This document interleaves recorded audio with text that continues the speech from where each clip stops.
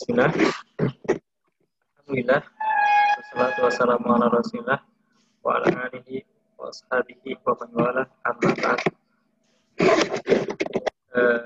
Alhamdulillah semua sekalian kita bisa menghadiri atau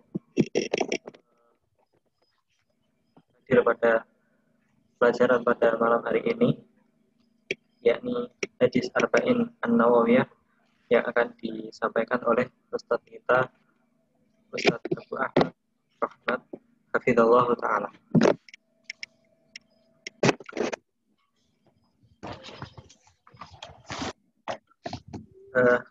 Apabila sudah ada persiapan dari santri,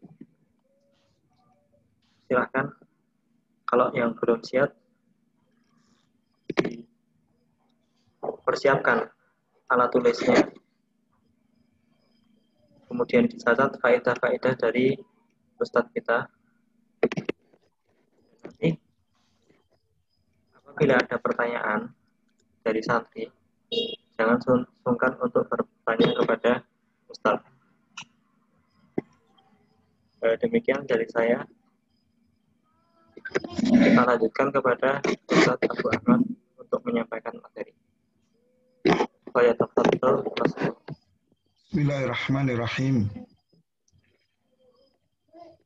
Innal hamdalillah nahmaduhu wa nasta'inuhu wa nastaghfiruh wa na'udzu billahi min sururi anfusina wa sayyiati a'malina may yahdihillahu fala mudilla lahu wa may yudlil fala hadiya lahu.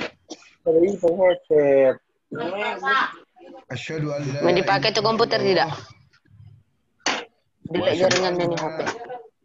Muhammadan abduhu wa rasuluh. Amma ba'd. Al-ikhwah arsyadakumullah li ta'atillahi jalla wa ala. Tidak hentinya kita bersyukur kepada Allah Ta'ala karena sampai saat ini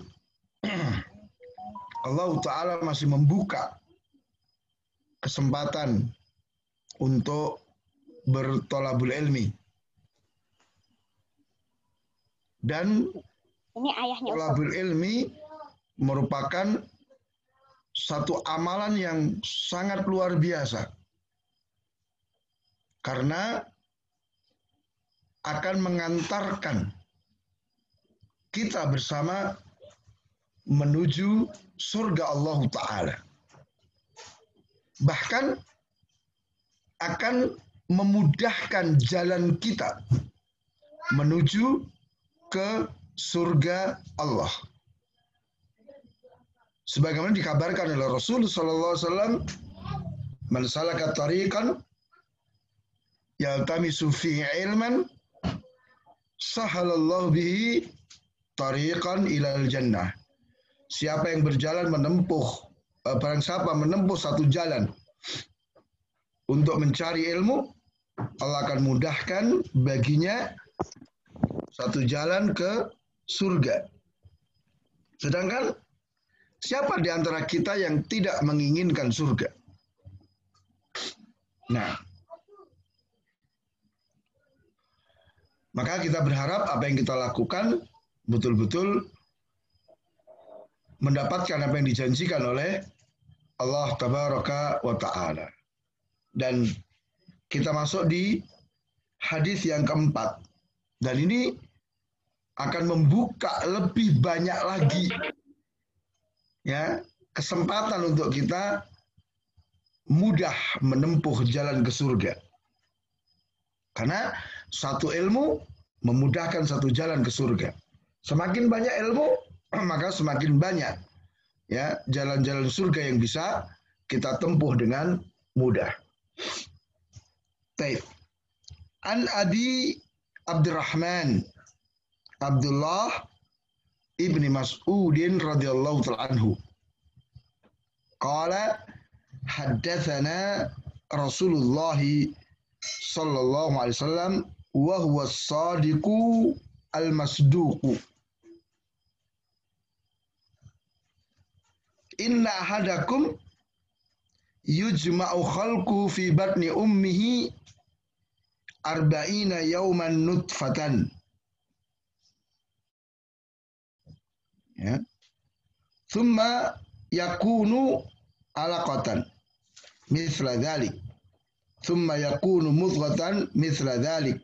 Thumma yursalul malaku fayanfukhu fihi ruha wa yu'maru bi arba'i kalimatin bikaddi rizkihi wa ajalihi wa amalihi wa saqiyun au sa'idun. Fawalladhi la ilaha illa ghairuh inna ahadakum la ya'malu bi amali ahlil jannati hatta ma yakuna baina wa baina ila dhira' fayasbiqu 'alil kitab fayamalu bi amali ahlin nar fayadkhuluha. Wa inna ahadakum la ya'malu bi amali ahlin nar hatta ma yakuna bainahu wa bainaha illa dhira' fayasbiqu 'alal kitab fayamalu bi amali ahlil jannati fayadkhuluha. Rawahu al-Bukhari dan Muslim. Baik. Dari Abu Abdurrahman, ini kunyah. Ya, kunyah beliau. Jadi kunyah itu adalah nama yang diawali dengan Abu atau Ummu. Jadi kalau saya sekarang Abu Ahmad itu kunyah saya. Ya, kemudian nama asli beliau siapa? Abdullah. Itu nama aslinya Abdullah. Bapaknya bernama Mas'ud, sehingga Abdullah bin Mas'ud. Beliau ini termasuk salah satu ulama dari kalangan sahabat, ya, Abdullah bin Mas'ud. Bahkan Rasulullah SAW juga mewasiatkan agar kalau mau mengambil Al-Quran, salah satunya mengambil dari beliau, Abdullah bin Mas'ud. Nah, beliau mengatakan telah menceritakan kepada kami Rasulullah Sallallahu Alaihi Wasallam. Kemudian ditegaskan as-sadiq al-masduq. Beliau adalah Rasul itu adalah orang yang apa? As-sadiq, yang benar, yang jujur, tidak pernah dusta. Dan al-masduq, dan dibenarkan. Ini kenapa didahului dengan kalimat seperti ini? Karena yang mau disampaikan oleh Abdullah bin Mas'ud berkenaan dengan masalah takdir. Yang membutuhkan keimanan yang kuat. Karena banyak perkara takdir itu tidak bisa masuk akal. Nah, maka ditekankan bahwa Rasul adalah as-sadiq al-masduq. Ya, beliau katakan, inna ahadakum yujma'u khalquhu fi batni ummihi arba'ina yawman nutfatan. Sesungguhnya salah seorang di antara kalian dikumpulkan penciptaannya di perut ibunya selama 40 hari berupa nutfah. Nutfah itu air mani. Ya.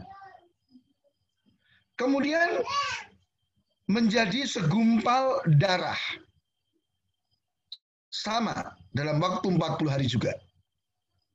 Kemudian menjadi sekerat daging dalam waktu 40 hari juga.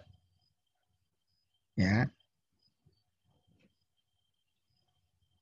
Kemudian setelah itu Allah mengutus satu malaikat. Nah, cuma di sini nggak disebutkan namanya, malaikat siapa gitu namanya. Maka kita nggak boleh ya mengarang nama sendiri, oh itu malaikat janin gitu, nggak boleh. Ya malaikat gitu aja, karena untuk malaikat yang tidak disebutkan namanya, ya kita imani secara umum mereka malaikat. Ya karena bicara tentang hal gaib itu harus dengan dalil.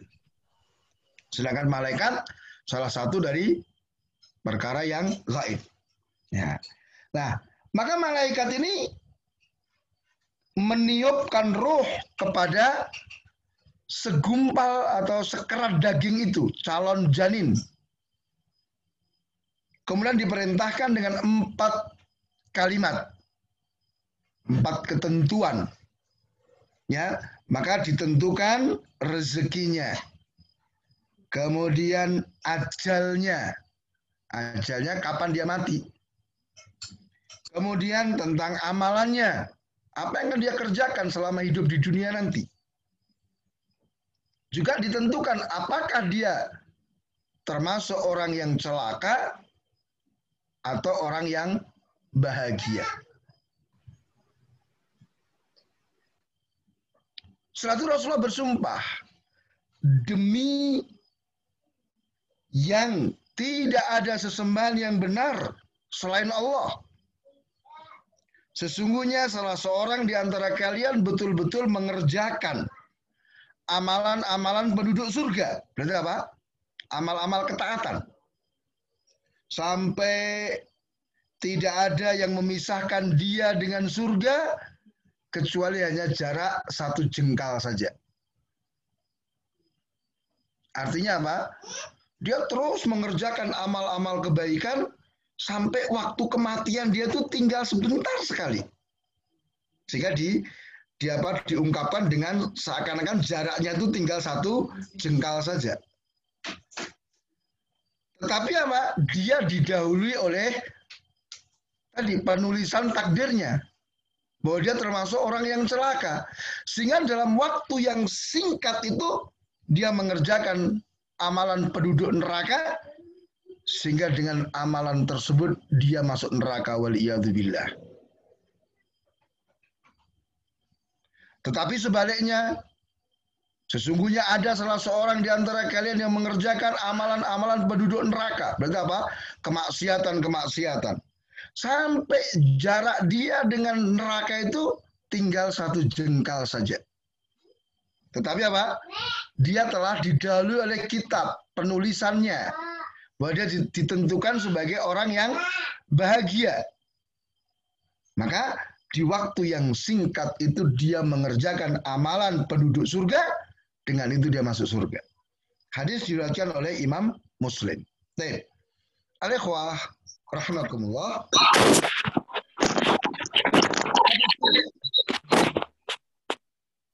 Merupakan hadis yang agung.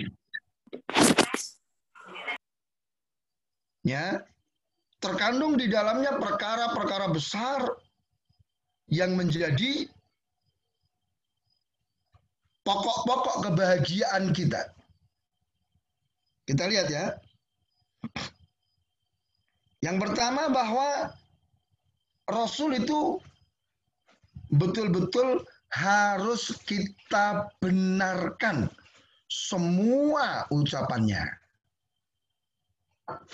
Jadi apapun yang dikabarkan Rasul, kita paham atau tidak, masuk akal atau tidak, cocok dengan perasaan ataupun tidak, kalau itu sahih, Rasul yang mengatakan, kita harus membenarkan. Karena dari as-sadiq al-masduq. Jangan seperti orang-orang yang menyimpang. Wah, ini nggak masuk akal. Masa ada lalat masuk ke tempat minum, suruh menenggelamkan segala terus airnya diminum. Wah, ini bertentangan dengan ilmu kedokteran. Lalat itu kan sumber penyakit katanya. Nah, Rasul yang katakan sahih dalam riwayat Bukhari, ya kita percaya. Jadi sami'na wa amanna. Kami dengar dan kami percaya. Kemudian di awal hadis Rasulullah menceritakan tentang tahap perkembangan manusia. Ya, yang disebutkan oleh Rasul di sini apa? Tahap perkembangan manusia ketika berada di dalam perut ibunya.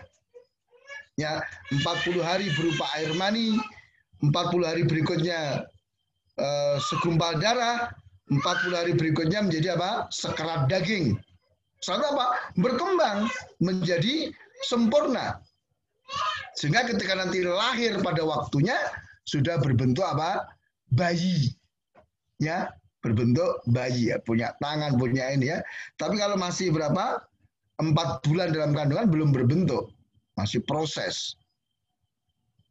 Ya, demikian pula nanti Allah juga mengabarkan di dalam Al-Quran tahap perkembangan manusia setelah lahir. Ya kan? Sehingga katakan summa yukhrijukum tiflan, dan kami keluarkan kalian menjadi tifl, menjadi bayi. Ya kan? Kalian berkembang sampai menjadi orang dewasa. Ya, ada yang dimatikan ketika masih muda, ada yang dimatikan sampai usia tua. Nah, tahap perkembangan itu penting karena setiap tahapan itu akan memiliki kekhususan. Baik. Kemudian di dalam hadis ini juga menjelaskan salah satu pokok dalam mengimani takdir. Ya, sudah kita sampaikan ya di pembahasan hadis kedua bahwa iman kepada takdir itu memiliki 4 tingkatan. Hadis kedua hadis Jibril ya kan? Fa'akhbirni anil iman, kan begitu. Nah, itu ada 4 tingkatan yang harus diimani. Pertama adalah apa? Mengimani tentang ilmu Allah yang sempurna. Jadi Allah Ta'ala itu sudah tahu.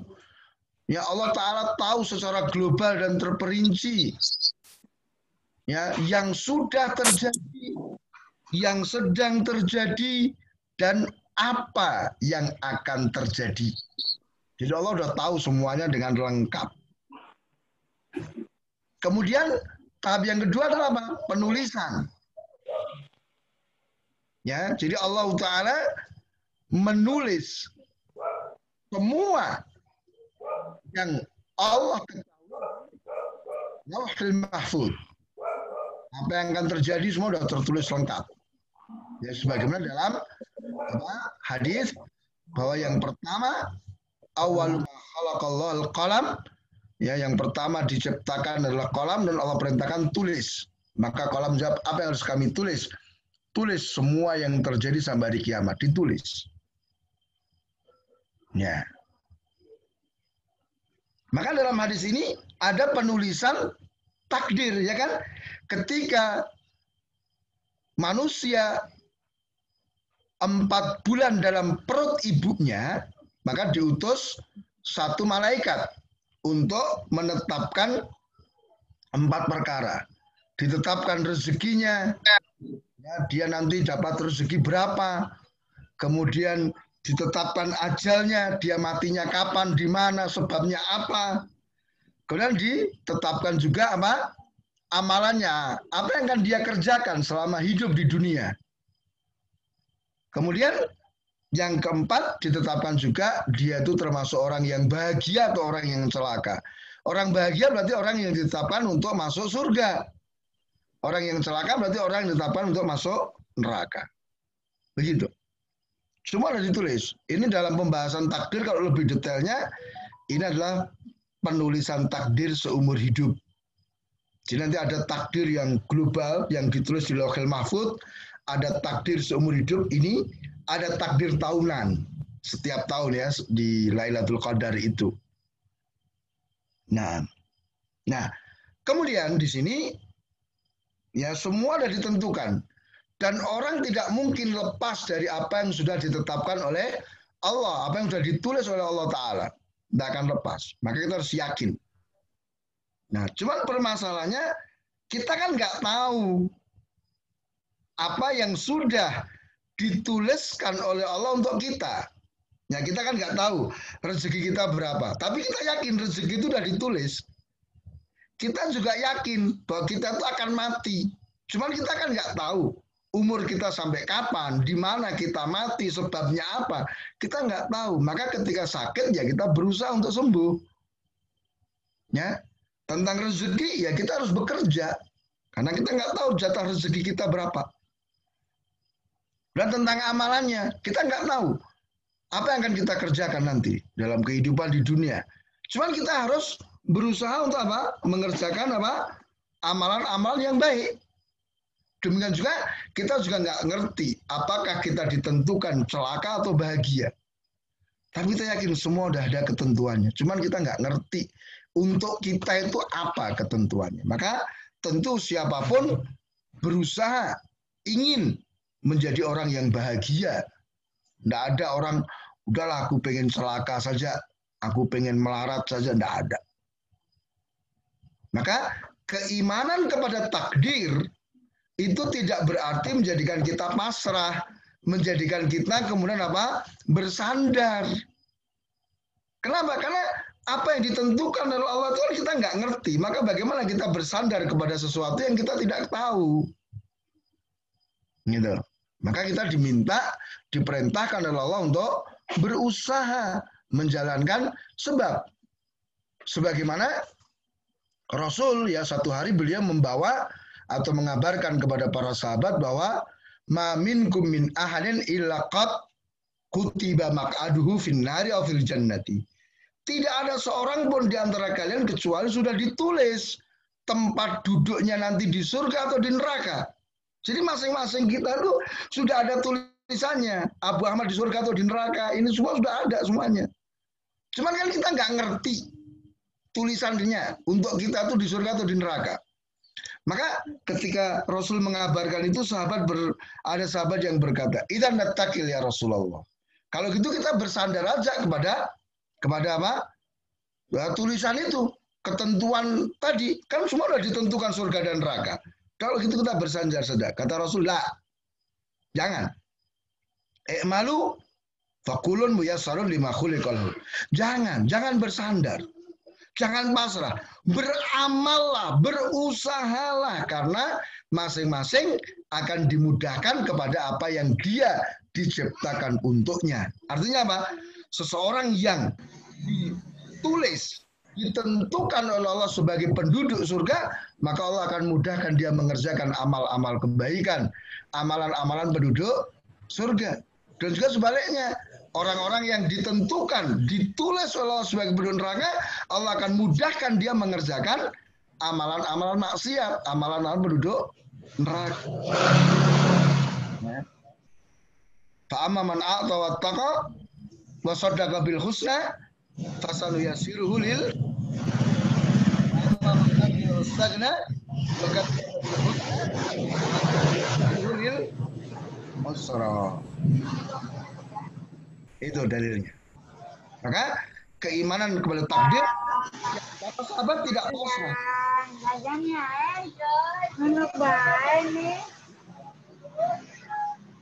Ya.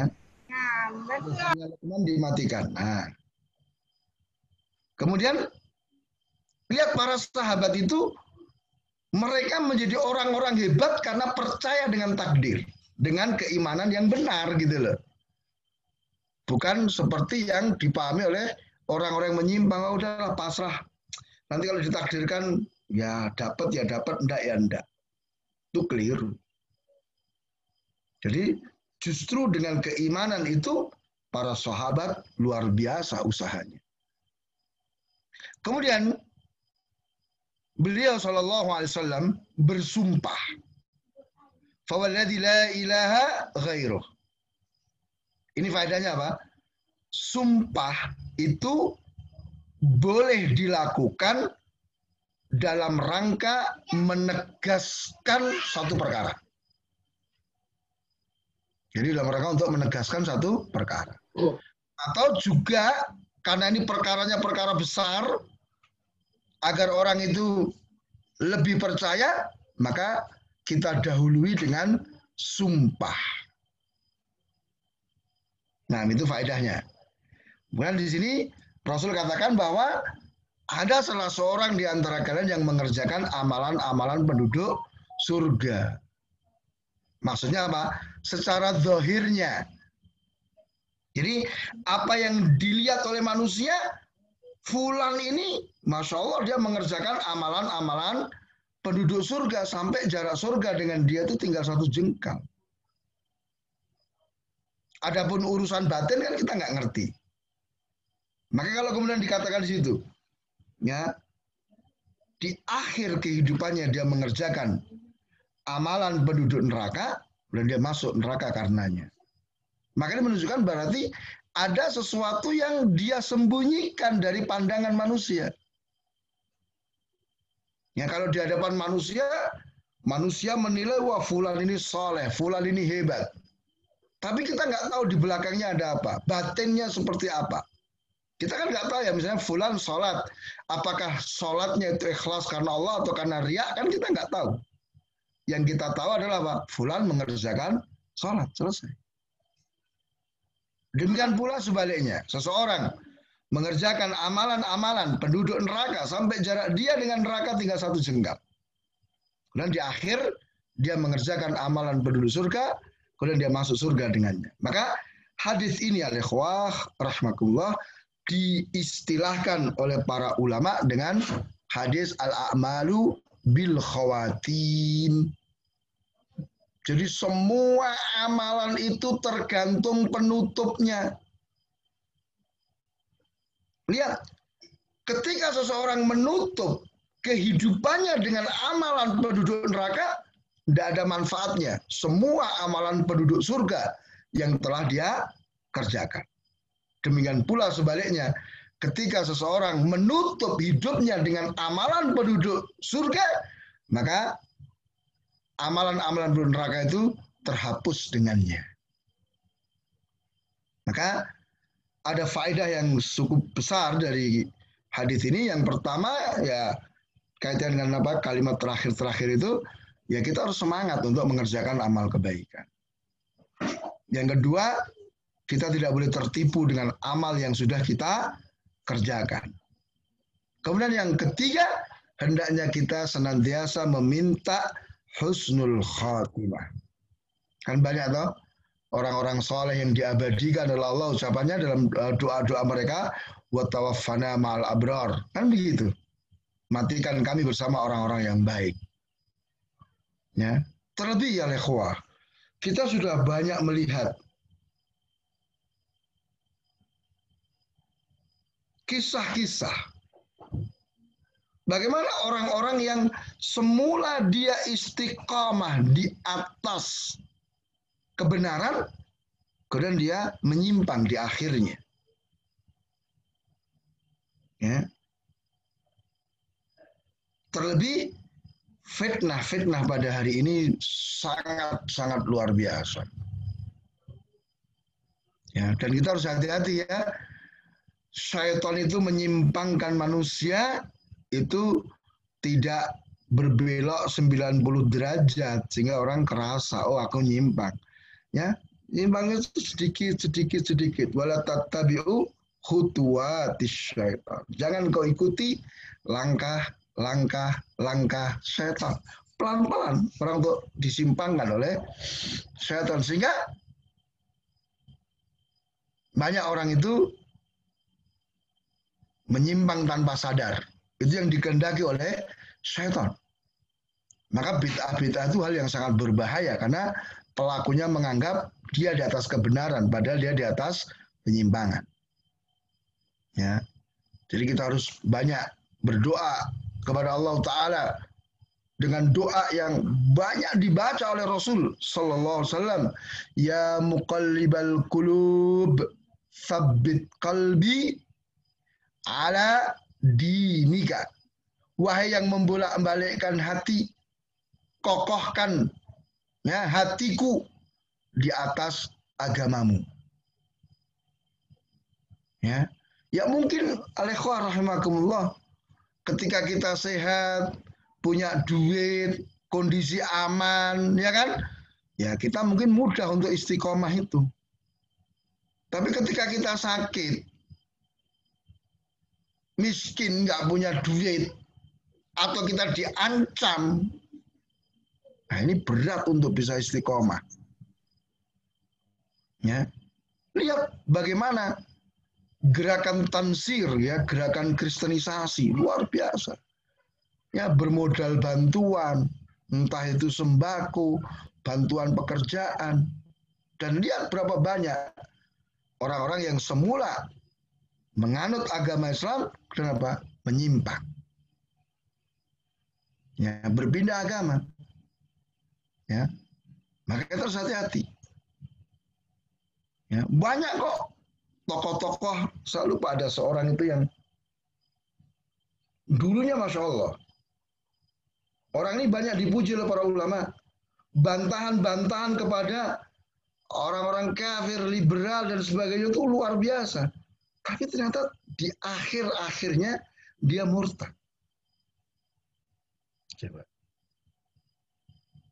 Maka di sini ilmu itu yang akan menjaga kita. Ilmu yang akan memelihara kita dari berbagai syubhat dan syahwat. Dengan ilmu Allah akan jaga kita. Maka al-ikhwah jangan malas. Tidak ada alasan dengan kondisi wah ini belajarnya online. Justru kalau kita ini dalam kondisi seperti ini al-ikhwah, sebenarnya banyak hal yang bisa kita lakukan untuk menambah ilmu. Ya kan? Ya kita bisa belajar dari rumah, belajar lewat internet banyak banget. Ya, dan kita pun merasakan ya. Ya, banyak seminar-seminar, banyak daurah-daurah yang sekarang lewat online semuanya. Kesempatan kita untuk belajar. Ya. Tidak ada alasan untuk antum tidak setor hafalan, tidak ada alasan untuk antum ghaib ketika pelajaran online, tidak ada alasan. Alasannya apa? Kecuali kalau Allah takdirkan mungkin listriknya mati atau sinyalnya hilang ya. Tapi ini bagus kan, sudah ada rekamannya sehingga nanti misalnya ada yang ketinggalan atau karena suatu hal tidak bisa ikut, bisa dikirim rekamannya. Nah, jadi ini sekali lagi kita jangan putus asa. Ya perjuangan para ulama untuk menuntut ilmu, wah kita ini tidak ada apa-apanya. Ya kan?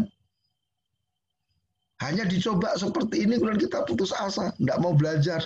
Males, waduh lingkungan saya nggak bagus Ustaz, rumah saya gini ini. Itu semua tergantung kita. Ya, kita yang mengatur lingkungan kita. Kita yang mengkondisikan keadaan kita, rumah kita. Gitu. Ya, jangan kalah dengan keadaan. Gitu. Ya. Maka mudah-mudahan Allah Subhanahu wa taala terus membimbing kita, menjaga kita, menjadi kita istiqomah di atas jalan ini. Demikian yang bisa saya sampaikan, mudah-mudahan bermanfaat. Tafadhalu kalau ada pertanyaan. Barakallahu fikum.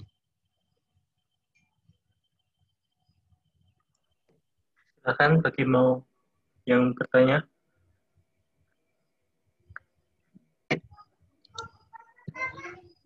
Bisa dihidupkan mikrofonnya.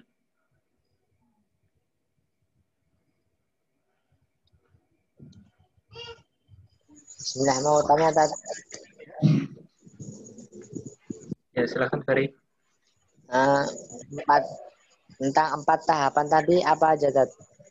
Ya, jadi yang pertama adalah mengimani tentang ilmu Allah yang sempurna. Jadi Allah Ta'ala mengetahui apa yang sudah terjadi, yang sedang terjadi, apa yang akan terjadi secara global maupun terperinci. Ya termasuk misalnya sekarang ini kita belajar online, Allah udah tahu. Ya kan? Kemudian yang kedua adalah mengimani bahwa semua itu sudah ditulis oleh Allah Ta'ala. Ya, bahkan penulisan itu jauh sebelum penciptaan langit dan bumi. Ya, jadi apa yang terjadi malam ini ya kita belajar online seperti ini tulis jauh sebelum Allah menciptakan langit dan bumi. Kemudian yang ketiga, kehendak. Kita harus meyakini bahwa semua yang terjadi di alam ini dikehendaki oleh Allah Ta'ala. Wa ma syaa kana wa ma lam yasha' lam yakun. Apa yang dikehendaki terjadi, yang tidak dikehendaki oleh Allah tidak terjadi. Jadi kalau misalnya kita berusaha, waduh kita udah menghafal persiapan begitu setor ternyata nggak hafal. Berarti apa? Allah tidak menghendaki kan begitu. Kembalikan ke situ. Ya. Sehingga kita ini aman. Oh, semua sudah ditulis. Sehingga kita tidak stres. Ya. Nah. Mungkin ada pertanyaan, loh, kalau begitu adanya kemaksiatan, adanya orang-orang kafir itu apakah juga dikehendaki oleh Allah? Kita jawab, iya, itu dikehendaki oleh Allah. Tapi ingat ya, tidak semua yang dikehendaki oleh Allah mesti dicintai oleh Allah. Nah, mungkin pertanyaan berikutnya, nah kenapa Allah menghendaki sesuatu yang Allah nggak senang, Allah nggak cinta? Ya kita jawab, ya karena Allah ada memiliki hikmah. Allah memiliki hikmah yang luar biasa.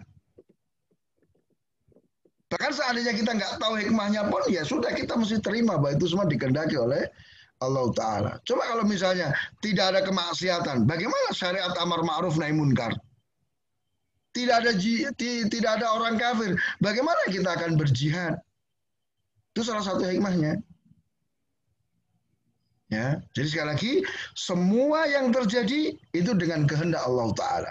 Tapi ingat, tidak semua yang dikehendaki mesti dicintai oleh Allah. Jadi kadang Allah itu apa? Menghendaki sesuatu yang Allah tidak suka, Allah tidak cinta, karena ada hikmah.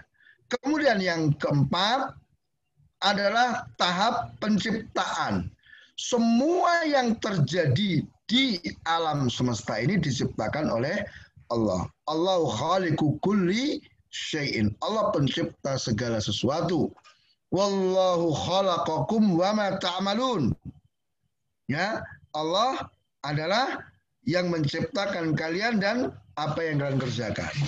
Nah, nanti silakan, banyak sekali dalil-dalil tentang 4 tingkatan ini, tentang tingkatan ilmu, tingkatan apa? Penulisan, tingkatan kehendak, tingkatan penciptaan. Silahkan nanti dicari ya, di dalam Al-Qur'an itu banyak banget. Ya, kalian juga orang-orang yang menghafal Al-Qur'an tentu mudah untuk menemukan ayat-ayat yang menunjukkan 4 tingkatan itu. Nah, wallahu ta'ala alam.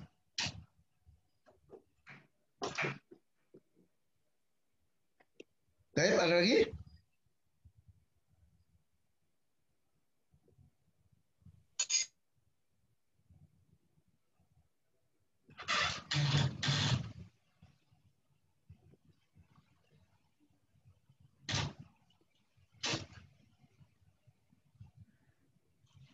Bagaimana? Masih ada yang mau tanya?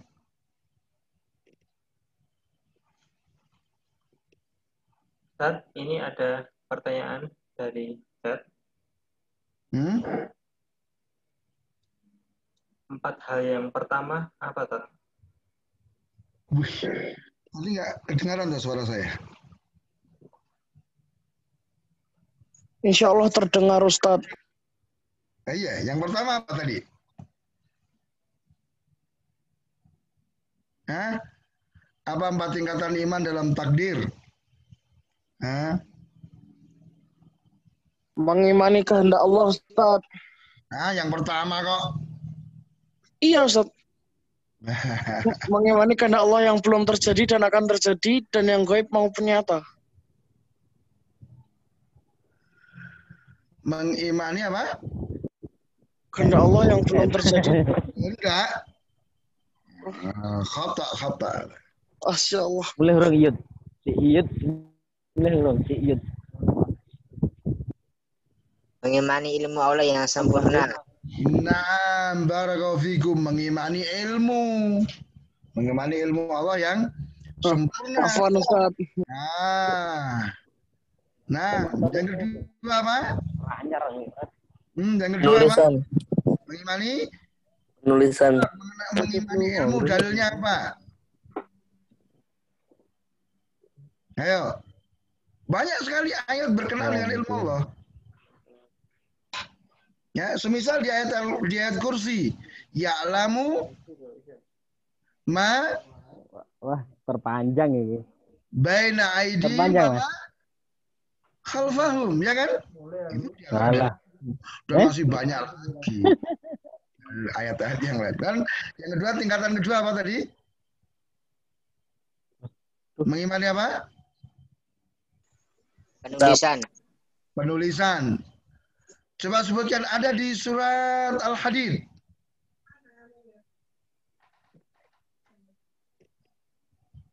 Nah, ayatnya di surat Al-Hadid. Likai la ta'sauma ala ma fatakum wa ma tafrahu bima atakum. Sebelumnya apa? Depannya. Ma asaba min musibatin illa biidznillah. Masuk gitu.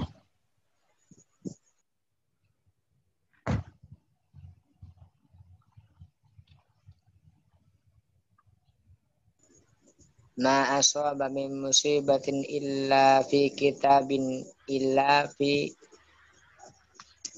kitabin min qabli an nabra'aha, ya kan?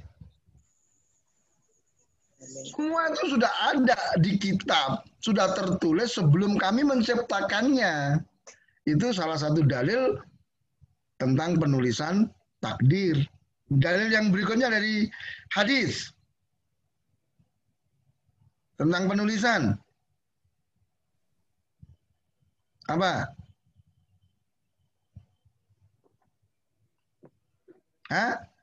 Dalil dari hadis tentang tingkatan penulisan takdir. Nah, ada yang bisa? Abda.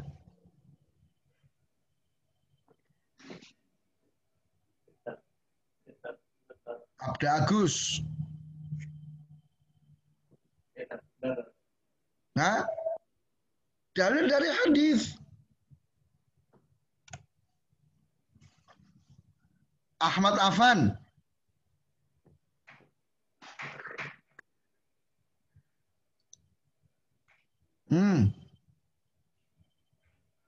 Ada yang bisa? Dalil dari hadis tentang penulisan takdir. Wa yu'maru bi arba'i kalimat. Nah, ya hadis yang kita baca barusan. Hadis keempat ini. Oke? Baik. Tingkatan ketiga apa tadi? Mengimani? kehendak. Kehendak. Wa ma tasya'una illa ayyasha Allahu Rabbul Alamin. Jadi kita itu menghendaki sesuatu, tapi kalau kehendak kita ini kan tergantung dengan kehendak Allah. Kalau Allah menghendaki ya akan terjadi apa yang kita ingin, apa yang kita kehendaki kan. Tapi kalau ternyata Allah tidak menghendaki, apa yang kita kehendaki tidak akan terjadi. Paham sampai sini? Nah, kemudian di tingkatan keempat apa? Penciptaan. Penciptaan. Semua diciptakan oleh Allah Ta'ala. Tadi apa? Allah khaliqu kulli syai'in. Sebentar ya.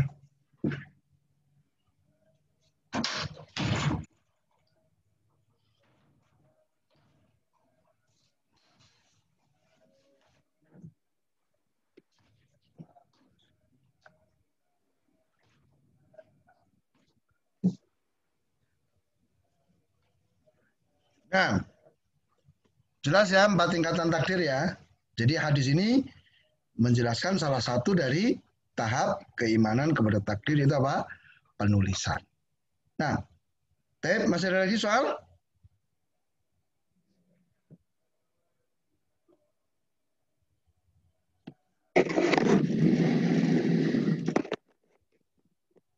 Nah,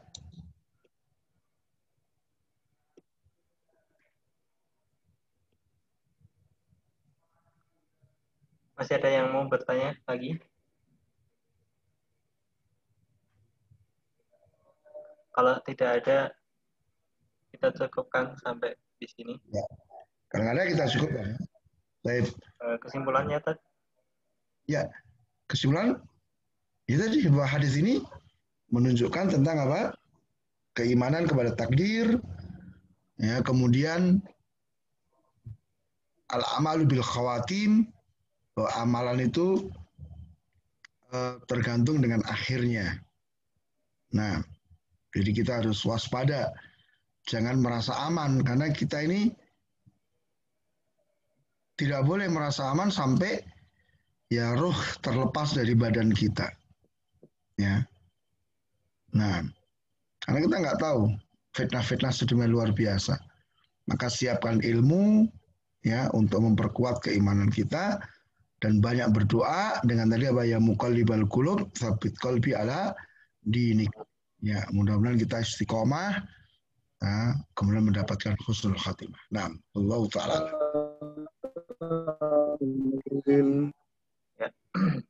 Baik, dari saya cukup ya. Silakan ditutup, host. Ya. Alhamdulillah, itu tadi materi kita.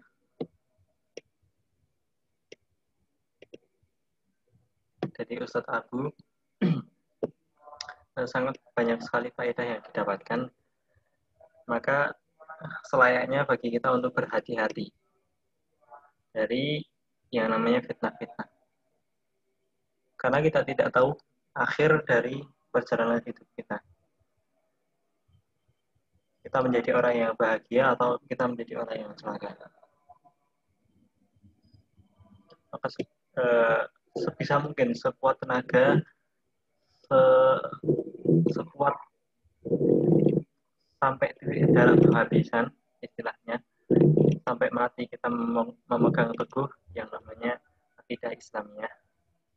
Kita mati dalam Islam, bagaimana Allah Subhanahu wa taala berfirman, wala tamutunna illa wa antum muslimun.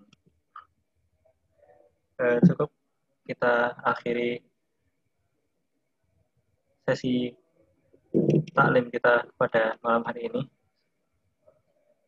Apa yang benar itu dari Allah Subhanahu wa taala dan apa yang salah itu dari saya dan dari syaitan.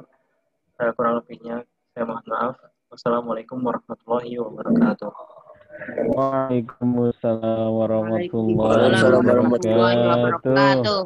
Waalaikumsalam warahmatullahi wabarakatuh.